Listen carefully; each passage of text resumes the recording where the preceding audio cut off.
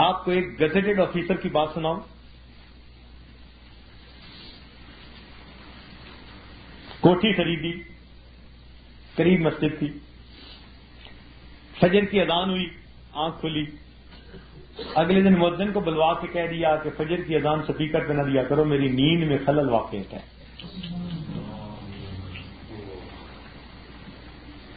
اس نے کہا جی بوڑھے لوگ جن کو گھڑی کا وقت نہیں دیکھنا آتا، گھڑیاں نہیں ہوتی، وہ تو اذان کی آواز سن کے ہی مسجد میں آتے ہیں نماز پڑھنے.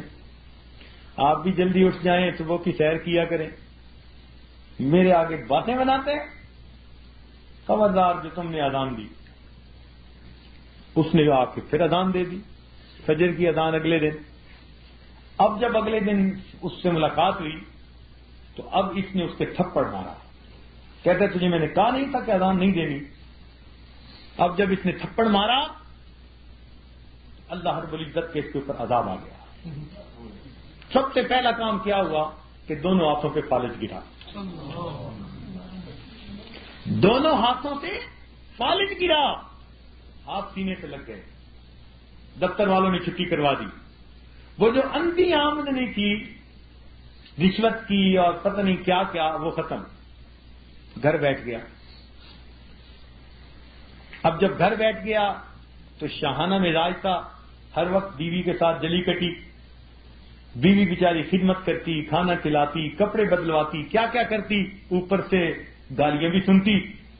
کچھ عرصے کے بعد تنگ آ گئی. اس نے کہا اچھا میں تو اپنے میکے جا رہی ہوں. اس نے بچوں کے لیے میکے. بھائی کو خط لکھا کہ میں اس وقت بے سہارا ہوں، آپ مجھے اپنے پاس لے جائیں. بھائی لینے آیا. اس دوران دوسرا فالج کا اٹیک ہوا اور دونوں ٹانگیں بھی سینے کے ساتھ لگ گئی. اب زندہ لاش، نہ ہاتھ ہلتے ہیں نہ ٹانگیں ہلتی ہیں. بھائی کے گھر پہنچا. اب کون کیسی خدمت کرے؟ نہ کھا سکتا ہے، نہ پی سکتا ہے، نہ اس کو اپنی ضروریات کے لیے یہ ہاتھ ہلا سکتا ہے. کون اس کو دھلوائے؟ کون بچوں کی طرح اس کی نجاست دھوئے؟ کون کپڑے بدلوائے؟ بھائی کے بیوی بچے بھی تنگ آ گئے چند دنوں میں کہ جی ہم سے تو نہیں ہوتا یہ کام. پھر ایک دن کسی بات سے یہ بھائی کی بیوی پہ بھی ناراض ہو گیا. کوئی سخت بات کہہ دی کیونکہ زبان قابو میں نہیں تھی نا. تو جب اس کو بھی کوئی گالی دے دی تو بھائی نے کہا کہ بجائے اس کے کہ میرا رشتہ بیوی سے خراب ہو گیا، تو اپنا آپ سنبھال. اب بھائی نے اپنے بیٹوں کے ساتھ مل کر گرمیوں کا موسم غصے میں آ کے اس کو چارپائی سے اٹھائی اور اٹھا کے باہر سڑک کے کنارے جا کے ڈال دی.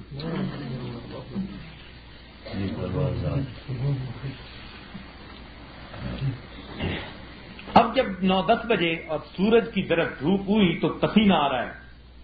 اب پیاس لگی، بھوک لگی، کھایا ہوا کچھ نہیں تھا. اب رو رہا ہے کہ کوئی مجھے کھانے کو کچھ دے دے. اگلے دن کا فاقہ تھا. قریب سے آدمی نے گزرتے ہوئے 2 روپے دیے. کہنے لگا نہیں میں 2 روپے نہیں لیتا، مجھے تو روٹی دے، بھوک لگی ہے. اس نے جا کے روٹی لائی اور کہنے لگا لے کھا لے. کہنے لگا میرے تو ہاتھ اور پاؤں کام ہی نہیں کرتے. اس نے کہا میرے پاس اتنا وقت نہیں، میں تو جا رہا ہوں. پھر رو رہا ہے، منت سماجت کر رہا ہے کہ مجھے روٹی کھلا دیں. اس نے کہا میرے پاس وقت نہیں. پاؤں سینے پہ لگے ہوئے تھے. اس نے کہا میں جا رہا ہوں. کہنے لگا پھر روٹی مجھے پکڑا دو. اپنے پاؤں کے انگوٹھے اور انگلی کے درمیان اس نے روٹی پکڑی اور اپنے منہ سے اس کو نوچ نوچ کے کھا رہا تھا. جیسے کتا روٹی کھاتا ہے نا، پاؤں میں پکڑ کے منہ سے نوچتا ہے، یہ فرسٹ کلاس گزیٹڈ آفیسر اپنے پاؤں کے انگوٹھوں میں روٹیاں پکڑ کے اپنے منہ کے ساتھ نوچ کے کھا رہا ہے. کذالک العذاب ولعذاب الآخرۃ اکبر.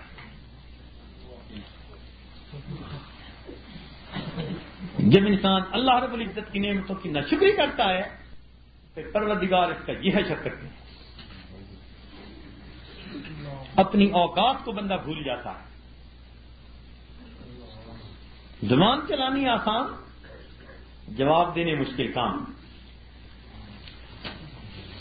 پوچھیں گے تم دنیا میں میری نعمتوں کا کیا شکر ادا کرتے رہے؟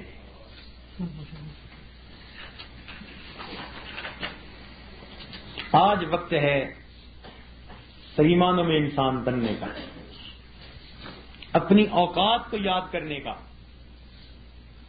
جتنی غیبتیں کی ان کی فہرست بنا کر ان سب سے معافی مانگنے کا، اپنے بوجھ کو آج دور کر لیجئے، ایسا نہ ہو کہ یہ چراغ زندگی گل ہو جائے اور ہم حق والوں کے جھرمٹ میں قیامت کے دن پھنسے پڑے۔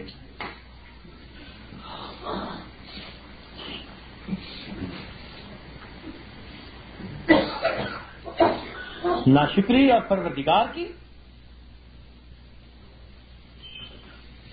حضرت مولانا بدر عالم رحمۃ اللہ علیہ نے ترجمان السنہ میں ایک حدیث نقل فرمائی کہ بنی اسرائیل کے 3 بندے تھے، ان میں سے ایک آدمی برس کا مریض تھا، سفید داغ تھے اس کے چہرے پر۔ ایک آدمی آیا، اس نے کہا کیا حال ہے؟ کہ جی آپ دیکھتے ہی ہیں کہ میں برس کا مریض ہوں، میری شکل اتنی بدصورت ہے کہ کوئی میرے پاس بیٹھنا پسند نہیں کرتا، کوئی سیدھے منہ بات نہیں کرتا، پھر رزق تنگ ہے، پریشان ہوں۔ اس نے دعا کر دی، اللہ تعالیٰ نے اس کو ایک اونٹنی دی، اونٹنی کی نسل اتنی بڑی کہ وہ وقت کا امیر آدمی بن گیا اور اس کی برس کی بیماری بھی گئی، خوبصورت جسم، خوبصورت شکل اللہ نے عطا فرما دی۔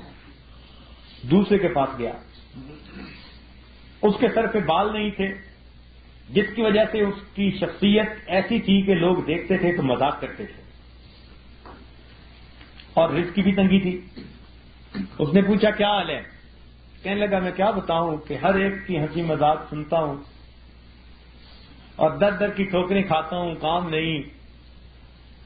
اس نے دعا کر دی، اللہ تعالیٰ نے اس کو گائے دی، گائے کی اتنی نسل بڑی کہ وہ بڑا امیر آدمی بن گیا۔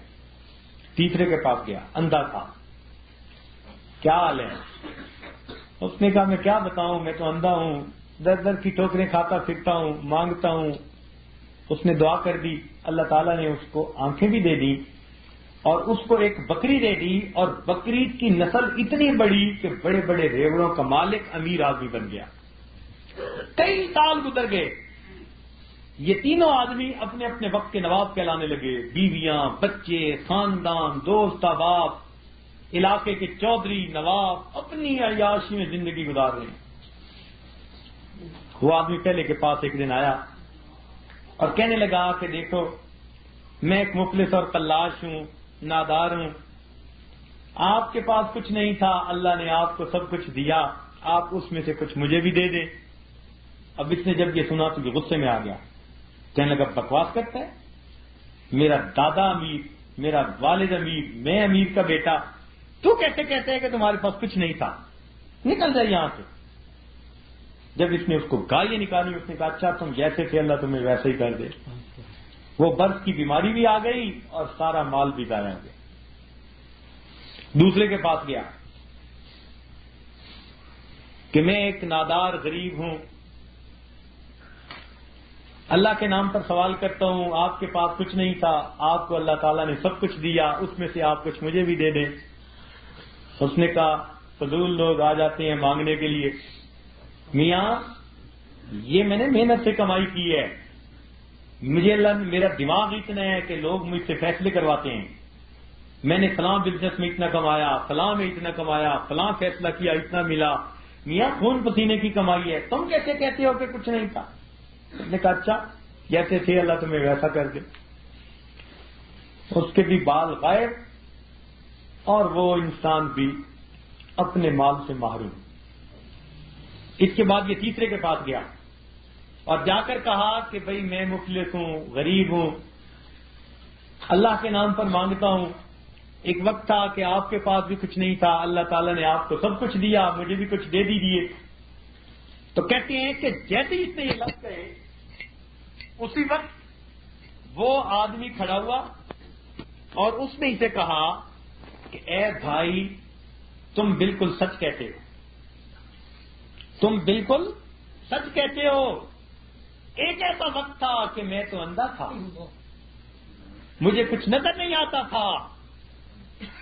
ارے دوسروں کے لیے تو رات کو اندھیرا ہوتا تھا، میرے لیے تو دن میں بھی اندھیرا ہوتا تھا. میں در در کی ٹھوکریں کھاتا تھا، لوگوں کے سامنے دامن پھیلاتا، بھیک مانگتا تھا اور مانگے ہوئے ٹکڑوں کو کھا کے گزارا کیا کرتا تھا. کوئی اللہ کا بندہ آیا اور اس نے آ کر دعا دی، پروردگار نے مجھے بینائی بھی دی، پروردگار نے مجھے رزق بھی دیا، یہ جو کچھ ہے یہ سب میرے مولا کا کرم ہے. تم آج اللہ کے نام پر مانگ رہے ہو، یہ سامنے دونوں پہاڑوں کے درمیان جتنی بکریاں نظر آتی ہیں یہ سب تمہارے لیے ہیں، جتنا چاہو میرے مولا کے نام پر لے لو. اس نے کہا مبارک ہو، میں تو فرشتہ ہوں.